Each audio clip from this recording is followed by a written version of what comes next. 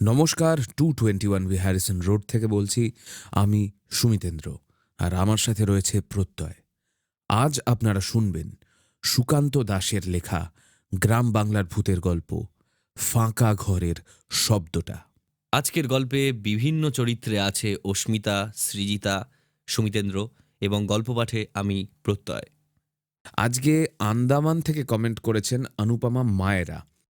উনি গল্পগুলো খুব এনজয় করেন। আরেকজন গজলডোবা থেকে কমেন্ট করেছেন আমাদের আগের গল্পটা যেই জায়গার উপর ভিত্তি করে। এছাড়া কমেন্ট করেছে ভাস্কর মণ্ডল। ওনার প্রফেশন ড্রাইভিং, আমাদের গল্পগুলো খুব ভালো লাগে ওনার। শালিনী পল বলছে ভীষণ ভালো লাগে গল্পগুলো। উনি একজন চিত্রশিল্পী, ড্রয়িং করার সময় এই গল্পগুলো না শুনলে মনে হয় কি যেন মিস করছেন। আচ্ছা, আর কমেন্ট করেছে রাহুল কোনার। কোট, দাদা আমি আপনাদের প্রচুর বড় সাবস্ক্রাইবার। কলেজের লেকচার শুনতে শুনতে গল্পগুলো শুনি। প্লিজ আমার কমেন্টটা পড়বেন। হ্যাঁ, নিশ্চয়ই। সবারটা তো পারি না, চেষ্টা করি মানে যতটা তুলে ধরা যায়। অনেকে কমেন্ট করেছে গুজরাট থেকে, নেপাল থেকে। শিল্পা পোদ্দার কমেন্ট করেছে শান্তিপুর থেকে, নদিয়ার শান্তিপুর। আহা, আমার নিজের কিন্তু শান্তিপুরের সাথে একটা ছোটবেলার স্মৃতি জড়িয়ে আছে। আমার আত্মীয়রা থাকে ওখানে। গুলতি বানানো, লুকোচুরি খেলা।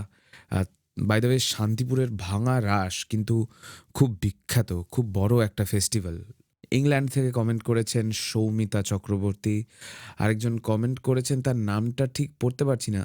যাই হোক, তিনি লিখছেন, আমি কম্বল মুড়ি দিয়ে শুয়ে গল্প চালিয়ে দিই আর শুনতে শুনতে ঘুমিয়ে যাই। আহা কি মজা! শীতের রাত, কম্বল মুড়ি, তার উপর ভূতের গল্প, পুরো জমে ক্ষীর। 221 বি হ্যারিসন রোডের গল্পের এটাই তো এসেন্স। একটু রিল্যাক্সড, একটু আরাম করে শোনার গল্প, একটু শান্তির গল্প। সারাদিনের নানা কাজ, নানা ব্যাপার নিয়ে সবার মাথায় এনগেজড হয়ে থাকে। আমরা চাই এই গল্পগুলো যেন এইসবের মাঝে একটা খোলা জানালার মতো কাজ করে আপনাদের দৈনন্দিন জীবনে, যার পাশে দাঁড়িয়ে দুটো দীর্ঘ নিঃশ্বাস ফেলতে পারেন, একটু রিল্যাক্স করতে পারেন।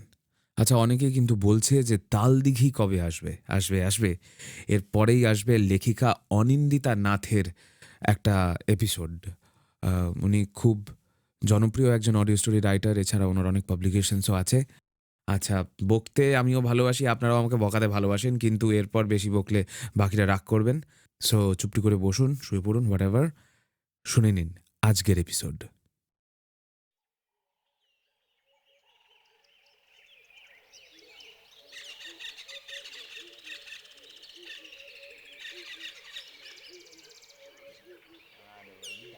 রামনারায়ণপুরের নবীনচরণ ঘোষালের বাড়ি চেনে না এমন মানুষ বোধহয় কেউ নেই।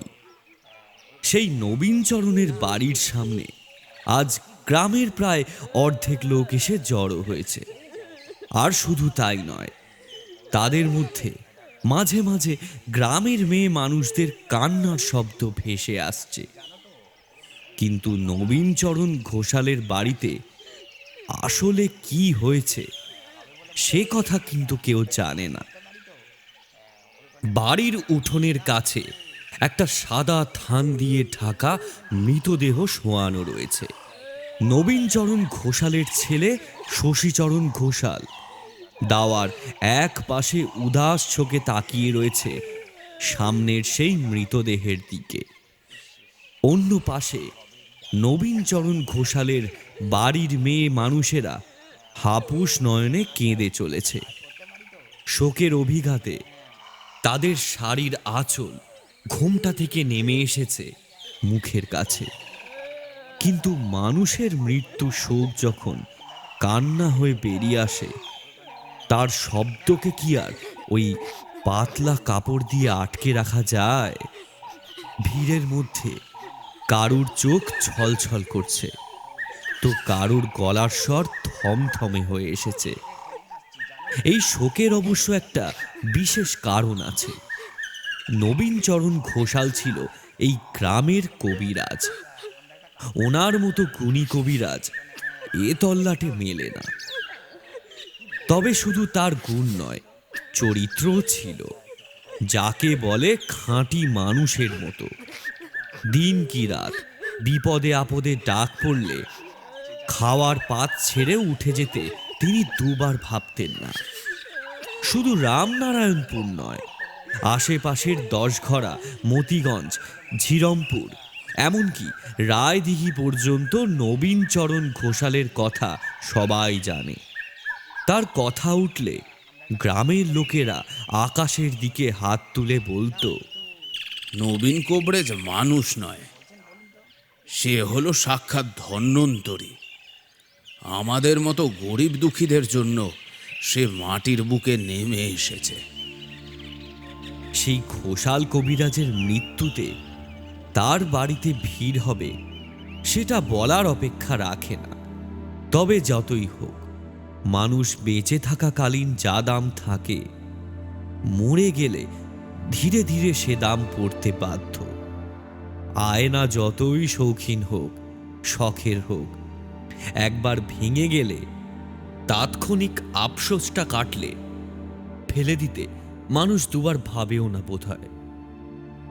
তেমনি নবীন কবিরাজকেও সকলে ভুলে গেল। শুধু ভুলল না নবীন কবিরাজের একমাত্র আদরের নাতনি মণিবালা। তার দাদুই তার নাম ভালোবেসে রেখেছিল মণিবালা।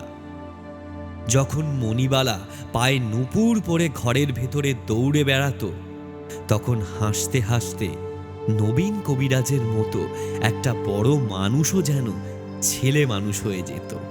মৃতদেহ 2 গ্রাম পাশের শ্মশানে পুড়িয়ে দিয়ে সবাই কাজ সেরে ফেলেছিল। বাড়িতে ফিরে নবীন কবিরাজের ছেলে দেখল বাবার ঘরের কাছেই মণিবালা বসে রয়েছে। তাকে দেখে একটু হেসে এগিয়ে গিয়ে কোলে তুলে নিল। মেয়েটা কিন্তু তাকে অবাক করে বলল, আমি এখন যাব না, আমি দাদানের কাছে থাকবো। দাদান কোথায় রে? দাদান তো আর আসবে না মা, দাদান চলে গিয়েছে। মোটেই না, তোমরা সবাই মিথ্যে কথা বলছো। দাদান তো তার ঘরে বসে যাতাকালে ওষুধ পিসছিল। শশী ভাবল মেয়ে হয়তো ভুল বলছে। আসলে ছোট্ট মেয়ে, তাই ব্যাপারটা এখনো বুঝে উঠতে পারেনি। তাই তাকে কোলে করেই পাশের ঘরে চলে গেল। বাড়ির সবাই শ্মশানে গেলেও মেয়ে মানুষেরা ঘরেই ছিল। মেয়েদের শ্মশান যাত্রা যেতে নেই, এমন নিয়ম গ্রামের দিকে এখনো অনেকে মানে। কিন্তু ঘরে ঢুকতেই শশীচরণ অবাক হয়ে দেখল বিছানার ওপর সবাই কেমন যেন ভয়ে তটস্থ হয়ে বসে রয়েছে। সে ব্যাপারটা প্রথমে কিছুই বুঝতে পারল না। সে নিজের বউকে বলল, কি হয়েছে? ওভাবে তোমরা ভয় সিটিয়ে আছো কেন? শশীর বউ থতমত খেয়ে কাঁপা কাঁপা গলায় বলল, ওই ওই ঘরে বাবার ঘরে বাবা জাঁতা পিসছে। শশী অবাক, এসব সকলে কি বলছে? ঘরের মধ্যে শশীচরণের বউ, তার মা আর ছোট্ট মেয়ে মণিবালা রয়েছে। বাকি সকলে ভয় সিটিয়ে থাকলেও মণিবালা কেমন যেন স্বাভাবিকভাবেই বলল, তুমি শুনতে পাচ্ছ না বাবা? পাশের ঘরে দাদান যাতায় ওষুধ পিসছে তো।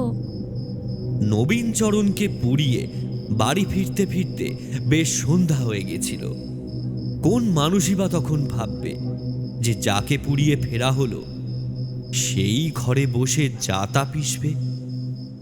বাড়িতে ঢুকে তাই অস্বাভাবিক কিছু খেয়াল করেনি শশী। এবার কেমন যেন কান খাড়া করে রয়েছে সে।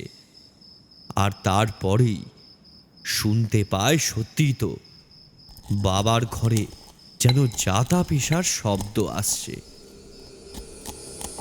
কোনো রকমে এক পা করে বাড়ির দাওয়ায় এসে তার বাবার ঘরের দিকে সে এগোলো। ঘরের দরজাটা বন্ধ রয়েছে, তবে ঘরের ভেতর থেকে যাতা পেশার শব্দ আসছে ঠিক যেভাবে নবীন কবিরাজ খাল বাকল শিকড় বাকল যাতায় পিষে ওষুধ তৈরি করত, ঠিক সেভাবে।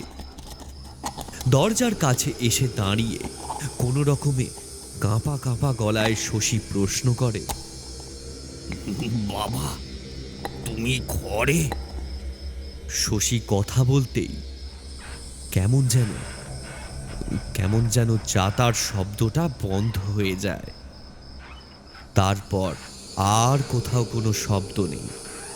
শশীচরণ দরজার সামনে বেশ কিছুক্ষণ চুপ করে দাঁড়িয়ে থাকল। অল্প হাওয়ায় যেন দরজাটা আলতো করে কাঁপছে।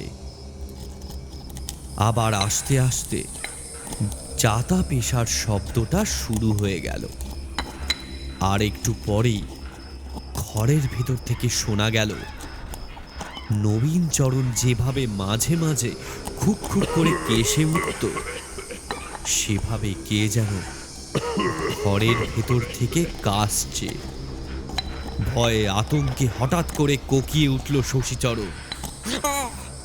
কবিরাজ মশাই যখন ঘরের ভেতর থাকত, তখন যেমন লতা পাতার গন্ধ বেরোতো, তেমন একটা অদ্ভুত গন্ধ বেরোচ্ছে।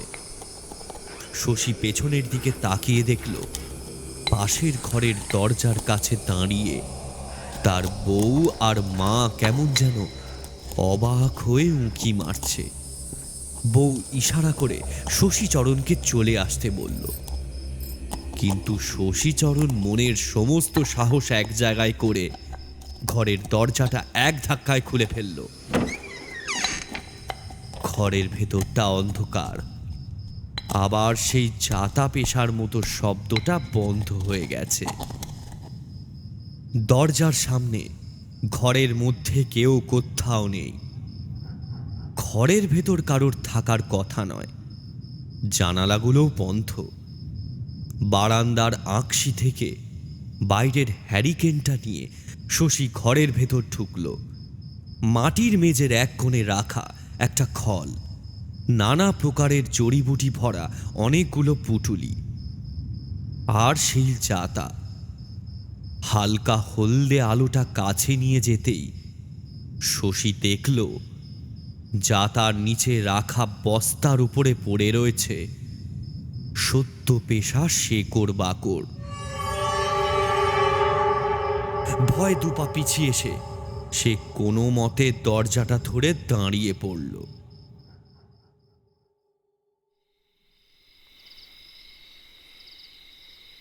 কিন্তু বউ, আমি যে নিজের চোখে, না নিজের চোখে নয়, নিজের কানে শুনলাম জাতা পেশার শব্দ।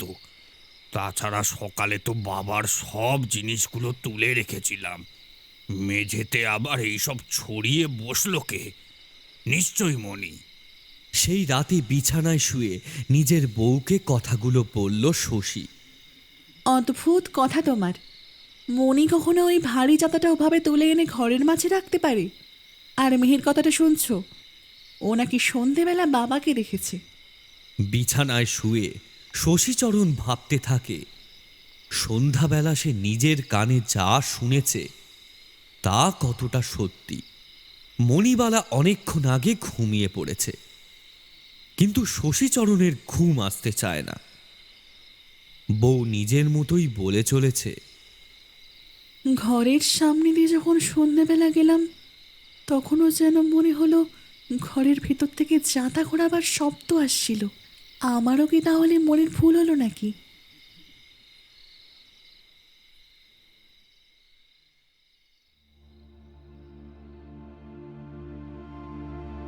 দেখতে দেখতে বেশ কয়েকটা দিন কেটে গেল।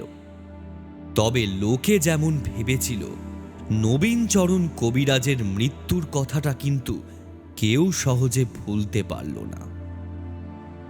কারুর জ্বর জ্বালা কিংবা অল্প শুলের ব্যথা উঠলেই নবীনচরণ কবিরাজের কথা মনে পড়ত। কিন্তু মনে করে আর কি লাভ? সেই নবীনচরণ কবিরাজ তো আর বেঁচে নেই।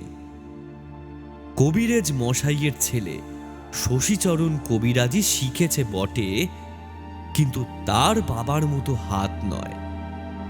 নেহাত কাজ চালাবার মতো বিদ্যে তার আয়ত্ত, কিন্তু নবীন কবিরাজ ঝোপ জঙ্গলে এখানে ওখানে ঘুরে ঘুরে যেইভাবে নানা নাম না জানা ঔষধ গাছপালা জড়িবুটি সংগ্রহ করত, তা করার ক্ষমতা ইচ্ছে বিদ্যে শশীর ছিল না। অমুক গাছের শুকনো ফল, তো অমুক লতার শিকড় বা তমুক গাছের ছাল। কোনটা যে কোন বেমোর কাজে লাগে তার কোনো ধারণাই ছিল না। দেখতে দেখতে গ্রামের লোকেদের মধ্যে একটা কথা চালু হয়ে গেল। রাতের বেলা নবীন কবিরাজের বাড়ির কাজ দিয়ে গেলেই ভেতরে যাতায় কিছু পেশার শব্দ শোনা যায়। প্রথম প্রথম অনেকেই ভেবেছিল শশীচরণ হয়তো কাজটা করে, তাছাড়া ও বাড়িতে যাতা পিষবেই বাকে। ওই যাতা পেশার শব্দটা সকলেরই যেন চেনা হয়ে গেছে এতদিনে। নবীনচরণ কবিরাজ নিজের ঘরে বসে যাতা পিষছে। এই শব্দটা শুনে অনেকে যেন শান্তি পেত। শশীচরণ যাতা পেশা তো দূরের কথা, ওই ঘরে যায় না পর্যন্ত। তখন সকলেই ভারী অবাক হলো। তাহলে রাতের বেলা যাতা পেশে কে? গ্রামের মধ্যে রতন চোরের কৌতূহল হলো সবচেয়ে বেশি। নবীনচরণ কবিরাজের বাড়িতে সে এর আগেও পথ্য আনতে গিয়েছে। নবীনচরণের ঘরের দেওয়ালের কাছে একটা দেরাজে ওষুধপত্র রাখা থাকে। তবে শুধু তাই নয়, সেখানে পিতলের বেশ কয়েকটা বাসন কোসন রয়েছে। যদি শশীচরণ ওই ঘরে না ঢোকে আর এই রাতের বেলায় যদি সেখান থেকে কয়েকটা বাসন কোসন সরিয়ে ফেলা যায়, তাহলে আখেরে লাভ হবে তারই। তা যেমন ভাবা তেমন কাজ। একদিন রাতে রতন গিয়ে পৌঁছল কবিরাজের বাড়ি। পেছনের দিকে ঘন তুলসী ঝোপের আড়ালে। তারপর অপেক্ষা করতে লাগলো বাড়ির আলো নিভে যাওয়ার পর। শশীচরণ আর তার বাড়ির লোকের ক্রমে ক্রমে ব্যাপারটা যেন অভ্যাস হয়ে গিয়েছে। ওই ঘর থেকে যখনই যাতা পেশার শব্দ ভেসে আসে, তখন সবাই ভয়ে তটস্থ হয়ে গেলেও রাতের বেলা কেউ আর ওই ঘরের দিকে যায় না। মণিবালা মাঝে মাঝে রাতের অন্ধকারে ওখানে যাওয়ার জেদ করে বটে, কিন্তু তাকে সামলানো খুব একটা শক্ত কাজ নয়। দিনের বেলা মণিবালা মাঝে মাঝে বলে ওঠে, জানো মা, দাদান দাদান ঘরে বসে কি যেন করছে। আমায় দেখতে পেয়ে বলল, এখন চলে যা, এখন আমি কাজ করছি। শশীচরণের বউ কেমন যেন স্বাভাবিক অথচ শান্ত গলায় বলে, দাদান যখন কাজ করছে তাহলে দাদানকে বিরক্ত করতে নেই, দাদান কাজ করুক, তুমি ওদিকে যেও না এখন, বুঝলে? তা এদিকে রতন যখন দেখল বারান্দার হ্যারিকেনটার আলো নিভে যাওয়ার পর ঘরের দরজা বন্ধ করা রয়েছে, তখন সে আস্তে আস্তে এগিয়ে এলো ওই ঘরখানার মাটির দেওয়ালের কাছে। শীত কাটায় রতন ওস্তাদ। কিসের মধ্যেই শীত কেটে সে ঘরে প্রবেশ করবে, তারপর ঘরের দামি জিনিসপত্র নিয়ে এমনভাবে উধাও হয়ে যাবে যে কেউ ধরতেই পারবে না। অনেকে বলে রতন নাকি শীত কাটার মন্ত্র জানে। মন্ত্র পড়ে শীত কাঠি হাতে ধরলে বাড়ির সবাই গভীর ঘুমে ঘুমিয়ে পড়ে। রতন শীত কাটতে শুরু করল। চারপাশের অন্ধকারটা যেন আস্তে আস্তে আরো বেশি করে জড়ো হচ্ছে। রতন সেদিকে ভ্রুক্ষেপ করল না। সে রাতের প্রাণী, নিশাচর হয়ে যদি সে অন্ধকারকে ভয় করে, তাহলে তার বাপ ঠাকুরদার নাম ডুববে। রতনের বাবা গদাধর ছিল আশেপাশের 5টা গ্রামের মধ্যে নামজাদা চোর। সেই গ্রামের মধ্যে যার বাড়িতে চুরি হোক না কেন, সবাই এসে প্রথমে গদাধরের কাছেই ধর্ণা দিত। একবার এমন হয়েছে, গদাধর সেবার সপ্তাহখানেকের জন্য গিয়েছে তার শ্বশুর বাড়িতে। পাশের গ্রামে চুরি হয়েছে সোনার গয়না। পরদিন সকালে যখন গদাধর ইলিশ আর মিষ্টির হাঁড়ি নিয়ে বাড়িতে ঢুকেছে, তখন সেই লোক চড়াও হলো গদাধরের উপর। কিন্তু গদাধর তো স্বীকার করবে না সে কথা, আর সেই লোকও ছাড়বে না। পরে শোনা গিয়েছিল শ্বশুর বাড়ি থেকে সন্ধেবেলা বেরিয়ে সে চুরি করে আবার ফিরে গেছিল, কিন্তু গদাধরকে কেউ কখনো হাতে নাতে ধরতে পারেনি। সেই গদাধরের ছেলে রতন অন্ধকারকে ভয় পাবে, কিন্তু আজ ভয় না পেলেও একটা অদ্ভুত আশঙ্কা, কেমন যেন একটা সরীসৃপের মতো রতনের পা বেয়ে আস্তে আস্তে উপরের দিকে উঠতে শুরু করলো। ঠান্ডা বাতাসটা যতবার তেল চকচকে খালি গায়ে ধাক্কা দিচ্ছে, ততবারই কেমন যেন থরথর করে কেঁপে উঠছিল সে। রতন শীত ভালোভাবেই কাটল। শীতের গর্ত দিয়ে মাথাটা ভেতরের দিকে ঢুকিয়েছে, ঠিক তখনই ঘরের ভেতর থেকে একটা অদ্ভুত শব্দ শুরু হলো। রতন মনে মনে বলল, এ তো কোবরেজ মশায়ের জাতা পেশার শব্দ, কিন্তু এত রাত্রিরে কে জাতা পিষছে? ঘরের মধ্যে একটু আলো নেই। এদিক ওদিকে তাকিয়ে রতন কিছুই দেখতে পাচ্ছে না, কিন্তু যেন মনে হচ্ছে যেখান দিয়ে সে মাথাটা ভেতরে গলিয়েছে, ঠিক তার থেকে মাত্র 1 হাত দূরে অন্ধকারে কে যেন একটা বসে আছে। চমকে উঠতে রতনের দুটো চোখ একবার বন্ধ হয়ে গিয়েছিল। আবার চোখ খুলে দেখল, কই, কোথাও কেউ তো নেই। ভালো করে চারদিক দেখে নিয়ে সে এবার ঘরের ভেতরে ঢুকল। এই ঘরটা তার মোটামুটি চেনা, তাও এই ঘরের মধ্যে কোনো রকমে হাতড়ে হাতড়ে প্রথমে সে বিছানার কাছে গেল। বিছানার পাশেই সেই কাঠের দেরাজ। তার হাতের স্পর্শে কাঁচের শিশিগুলো হঠাৎ করে অনেক দিন পরে কেমন যেন জীবন্ত হয়ে উঠল। পিতলের ছোট ছোট গিলাস বেকাবি একটা বড় বগি থালা আর ছোট ছোট বাটি রয়েছে এই দেরাজে সাজানো। সেগুলো কোনো রকমে নামিয়ে নিয়ে আস্তে আস্তে সে বিছানার এক পাশে রইল।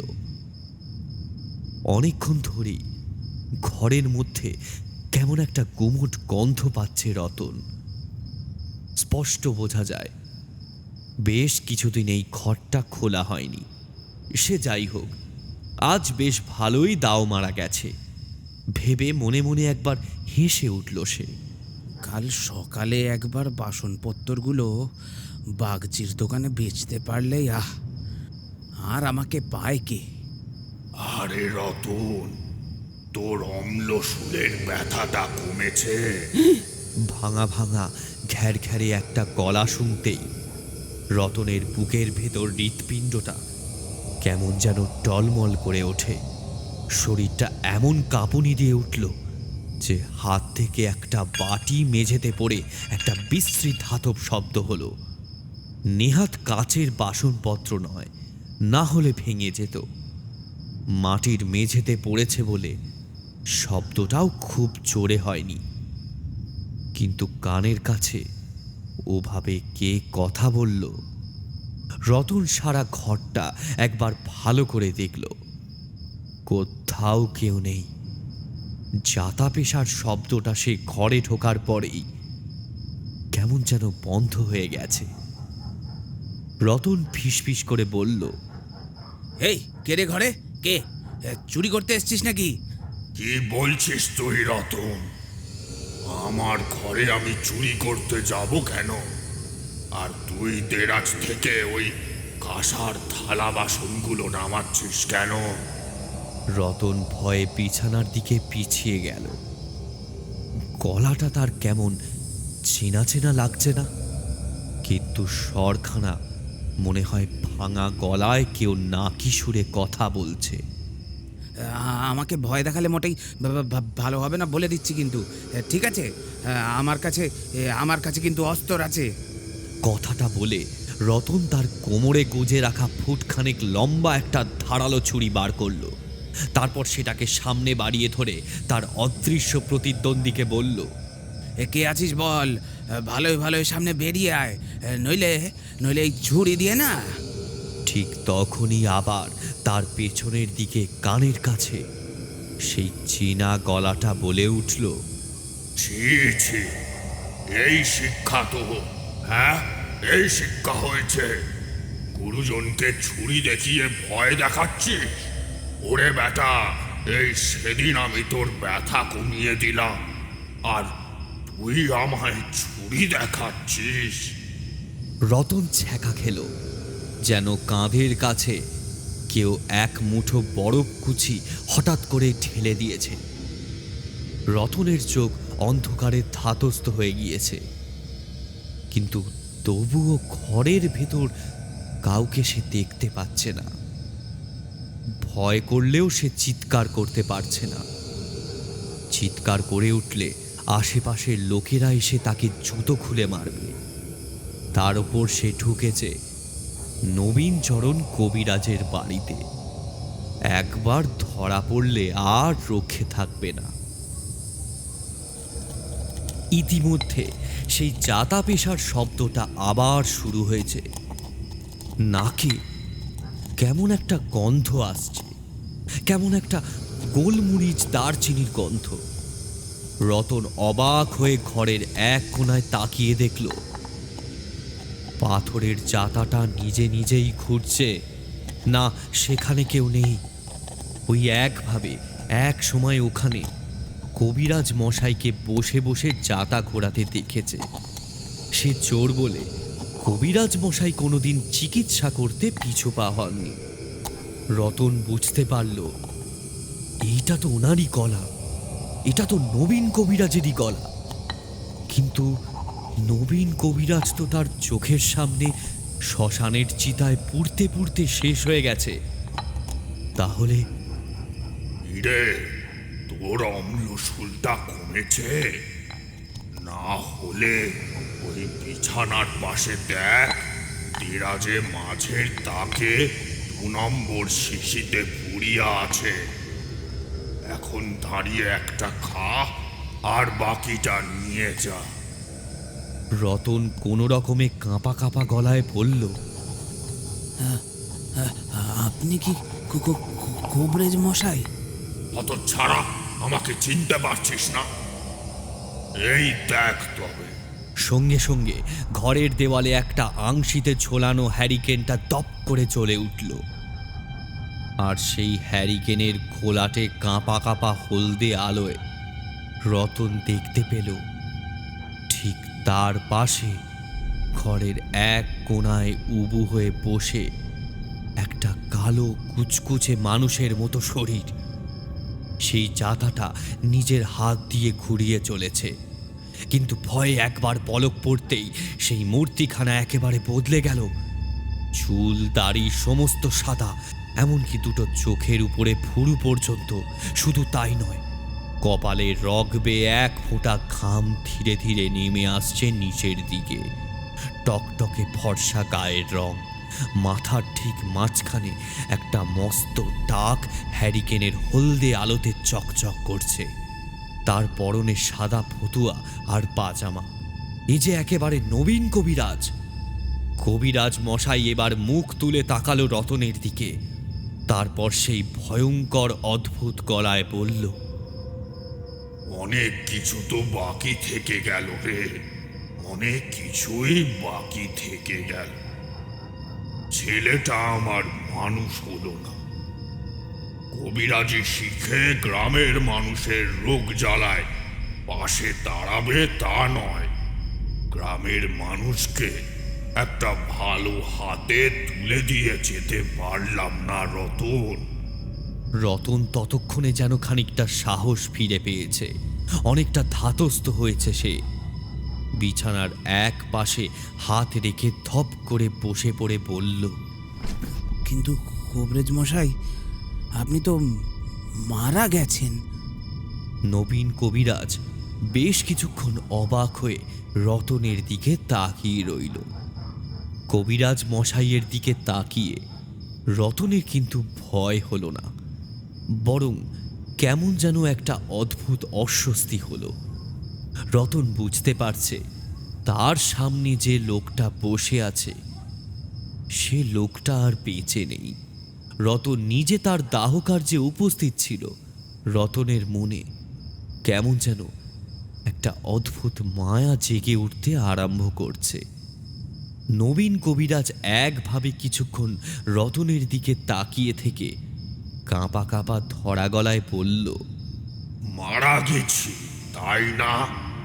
তাই বলে আজ সন্ধ্যাবেলা নাতনিটা এসে দরজার কাছে বসলো, আমায় দেখে হাসলো। অথচ এই একটু পরেই যখন আমার বৌমা এলো, কতবার ডাকলাম তাকে, সে কিছুতেই শুনতে পেল না। আমার শরীরটা কেমন যেন হালকা হালকা লাগছে। এত তাড়াতাড়ি মরে গেলাম কেন বলতো? রতন, তোর অম্লশূলের ব্যায়ামটাও সারানো হলো না। যতীন চাটুর্যের বউটার সর্দি কমল না। আমার নাতনির পায়ের ফোড়াটা কেমন যেন পচতে শুরু করেছে। রামু গোয়ালার সন্ন্যাস রোগটাও সারাতে পারলাম না। এখন তো প্রায় কথাই বন্ধ হয়ে গিয়েছে তার। ঘরে আটকে না রাখলে এদিক ওদিক কোথায় চলে যায় তার ঠিক নেই। তারও তো কিছুই করতে পারলাম না। রতন কিছুই বুঝতে পারল না। তার মনটাও ভারী উদাস হয়ে গিয়েছে। সে চুপ করে তাকিয়ে রইল অতি পরিচিত কবিরাজ মশাইয়ের মুখের দিকে। তারপর হ্যারিকেনের অল্প আলোয় দেখতে পেল নবীন কবিরাজের শরীরটা তার চোখের সামনে থেকে কেমন যেন হাওয়ায় অল্প অল্প করে মিশিয়ে যেতে শুরু করেছে। কবিরাজ মশাই নিজের দুটো অদৃশ্য হয়ে আসা হাত সামনের দিকে তুলে দেখাতে দেখাতে কেমন ধরা গলায় বলল, আমি কি সত্যি মরে গেছি রতন? আমি কি আর ফিরে আসবো না তোদের কাছে? আমাকে বল। রতনের গলার কাছটা কেমন যেন ভারী হয়ে এসেছিল। ততক্ষণে বুকের ভেতর কেমন যেন একটা অদ্ভুত ভাবে বাজতে শুরু করেছে। সেই আজ থেকে বছর 10 আগে যখন তার নিজের বাবা মারা গিয়েছিল, তখন যেমন একটা অদ্ভুত অনুভূতি হয়েছিল, ঠিক এত বছর পরে তেমনই হলো। রতনের চোখের সামনে নবীন কবিরাজের দেহখানা ধীরে ধীরে যেন হাওয়ায় মিশে গেল।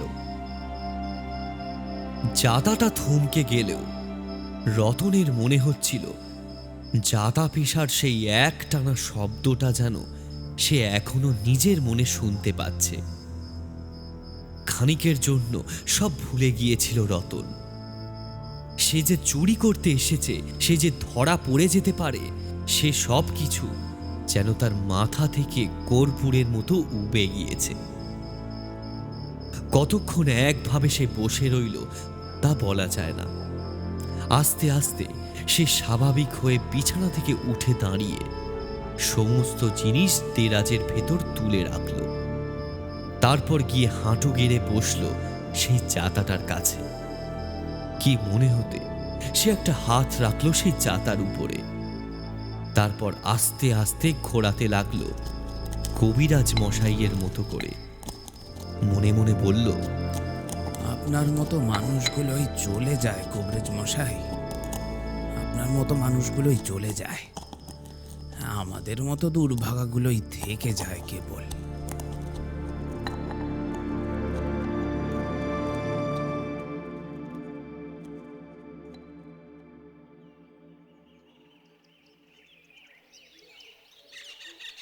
পরদিন সকালে বাড়ির সকলে দেখল তাদের ঘরের অর্থাৎ কবিরাজ মশাইয়ের ঘরের দেওয়ালে শীত কাটা হয়েছে, কিন্তু ঘর থেকে কিছুই চুরি যায়নি।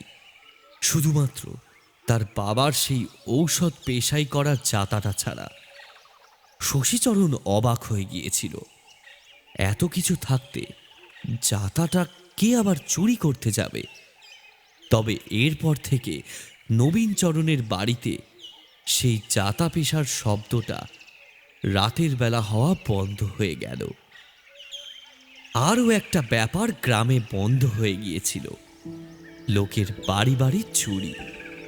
সবার অলক্ষ্যে রতন চোর হঠাৎ চুরি করা ছেড়ে দিয়ে কয়েকদিনের জন্য কোথায় যেন উধাও হয়ে গেল।